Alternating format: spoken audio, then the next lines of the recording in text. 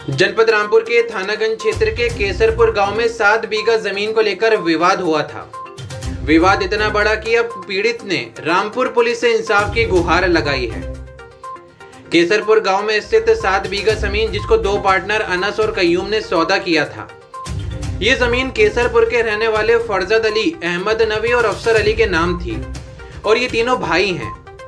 इस जमीन का सौदा 11,90,000 बीघा के हिसाब से तय हुआ था।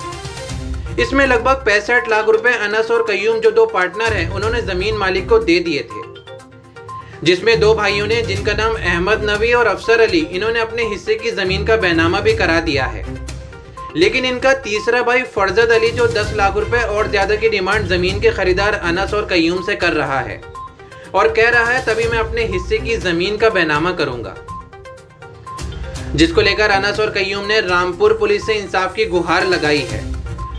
उनका कहना है कि जो पैसा रह गया है वह हम देने को तैयार हैं। तीसरा भाई भी अपने हिस्से की जमीन की रजिस्ट्री कराए और जो पैसा तय हुआ है वह हम देने को तैयार हैं।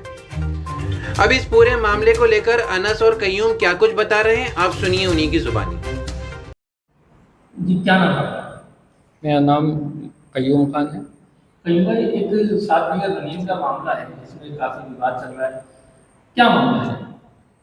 सब ग्राम केसरपुर में 7 बीघे ज़मीन हमने खरीदी थी फरजन अली और अफसर अली और अहमद नबी से।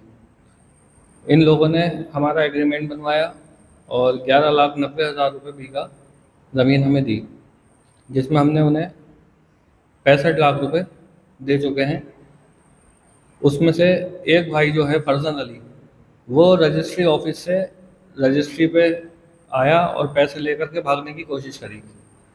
उसमें से हमने वो पैसे तो भागने नहीं दिए, लेकिन वो फिर बाद में खुद भाग गया और उसने 10 लाख रुपए बढ़ती लेने की मांग करी रजिस्ट्री कराने पे। वो हमने नहीं दिए। अब वो हमारे ऊपर झूठे मुकदमे लगाना चाह रहा है और बोल रहा है कि मैं ज़मीन नहीं बेचूंगा और तुम लोगों को फंसाऊंगा। उनके साथ कुछ और लोग भी लगे हुए हैं और जो दो भाइयों ने आके रजिस्ट्री हमारी करा दी थी उसमें भी कब्जा करने की कोशिश करी, बाउंड्री वगैरह तोड़ दी उन्होंने।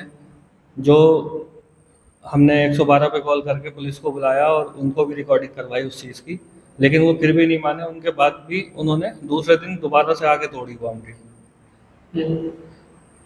अब ये लोग सब भागे हुए हैं, कोई सामने नहीं आ रहा है। पीछे से मीडिया को और उल्टी झूठी खबरें हमारे नाम से फैला रहे हैं कि ये लोग हमारे पैसे नहीं दे रहे हैं, ये हमारे ऊपर प्रशासन के ज़रिए दबाव बना रहे हैं रजिस्ट्री कराने का।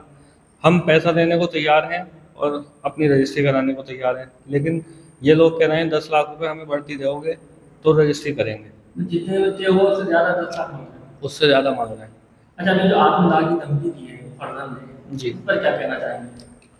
आत्मदाह की धमकी दी है, वो हमें डराने के लिए दी है कि पुलिस के खिलाफ भी इन्होंने बोला कि थानागंज की पुलिस इनके साथ मिली हुई है। सीओ साहब ने आके बाउंड्री कराई। सीओ साहब को इतनी फुर्सत है कि वो हमारी बाउंड्री कराएंगे आगे। तो ये सब झूठी अफवाहें फैला रहे हैं और हमें परेशान करने के लिए 6-7 महीने से ये लोग ऐसे कर रहे हैं। अब आप क्या चाहते हैं? हम ये चाहते हैं प्रशासन से भी कि हमारी रजिस्ट्री करा दी जाए और जो पैसे इनके निकल रहे हैं, हमारे पास सारे एविडेंस हैं, सारे एग्रीमेंट हुए हुए हैं इनके ज़रिए। जो हमारा पेमेंट गया हुआ है इनके पास बयाने में, उसको भी मानने को तैयार नहीं है कि हमने नहीं लिया है, हालांकि एग्रीमेंट हुआ हुआ है पूरा। ठीक है, जो आपकी जमीन है 7 बीघे की बाउंड्री, तो वहाँ पर भी आकर के दबंगई करते हैं? हाँ, वहाँ पे ये 10-15 लोगों को लेकर अभी 3 दिन पहले आए और पूरी बाउंड्री वगैरह इन्होंने तोड़ी, जिसकी सूचना हमने फ़ौरन 112 पे दी और पुलिस ने रिकॉर्डिंग करके, और एक मौके पे सब लोग भाग गए। एक लड़का पकड़ा गया, फरजन का जो बेटा था, तो उसको मंडी चौकी ले गए थे। उसका फिर शायद चालान करा पुलिस ने और शाम तक छोड़ दिया, लेकिन वहाँ से भी हमें कोई दुरुस्त जवाब नहीं मिल रहा है। जी, क्या नाम है? जी, मेरा नाम अनस सज्जाद है और मैं मोहल्ला झंडे का निवासी हूँ। अभी हमने जो ज़मीन ली थी 7.11 बीघे, उसमें हमने इन तीनों भाइयों से एग्रीमेंट कराया था। इन तीनों भाइयों को पेमेंट दी थी और जिसमें से फरजन ने अपनी रजिस्ट्री कराने से उस टाइम हमें रोक दिया था कि हम अभी इतना पैसा कहाँ रखेंगे अनस भाई, और हमने अभी कोई सौदा नहीं लिया है, गाँव का मामला है और हम ये आपसे रजिस्ट्री 2 महीने बाद करा लेंगे। जब ये 2 महीने बाद आते हैं तो ये बिल्कुल पलटे हुए आते हैं, कहते हैं कि मुझे 10 लाख रुपये भर्ती दोगे तो मैं रजिस्ट्री कराऊंगा क्योंकि मेरी जगह अब महंगी हो गई। और इन्होंने जानबूझ के हमारे पहले वाले जो स्टाम्प था उससे टाइम निकाला। तो हमारा कहना यही है अब कि प्रशासन जो भी है इस पर निष्पक्ष कार्रवाई कर और जांच कर जो भी हमारी रजिस्ट्री कराए। इसमें हमने करीबन इनको 4,25,000 के करीब वाइट में पेमेंट दे रखी है और 4 लाख रुपए इन्हें कैश दे रखे हैं, जिसको ये स्वीकार नहीं कर रहे हैं। तो टोटल जो है वो हमारे इसमें करीबन 65 लाख रुपए इनके पास जा चुके हैं। और आए दिन के रोज़ाना फर्जी मुकदमे, अभी इन्होंने आज न्यूज़पेपर में भी कुछ दिया है कि मैं आत्महत्या कर लूँगा एसपी ऑफिस के सामने। तो ये सब एक ड्रामा है प्रशासन को डराने का, हमें डराने का। तो हम यही चाहते हैं कि इसमें जो भी हो निष्पक्ष जांच हो और जो भी सही हो उसके साथ में उसके हिसाब से फैसला हो। अच्छा, 2 भाइयों ने बहकावा कर दिया जी, ये फर्जन कर रहे हैं जी जी जी जी। तो अब क्या चाहते हैं? ये फर्जन भी पिछले महीने 1 तारीख को 1 अगस्त को रजिस्ट्री कराने आ गए थे। इनकी रजिस्ट्री पे इनके अंगूठे हैं, साइन है, सब कुछ हुआ हुआ है। ये बयानों से भागे और इनके हाथ में हमारा पेमेंट था। हमने 1-2 लड़के थे जो हमारे स्टाफ के हैं, जो हमारे एम्प्लॉय हैं, उनको लगा रखा था। उन्होंने इनसे पेमेंट छीनी है, नहीं तो ये हमारी पेमेंट लेके उस दिन जा रहे थे। जी, पेमेंट लेके ना रजिस्ट्री नहीं कर रहे थे। तो हमने इनसे कहा भी कि भाई क्या मसला है, क्या करना चाह रहे हो?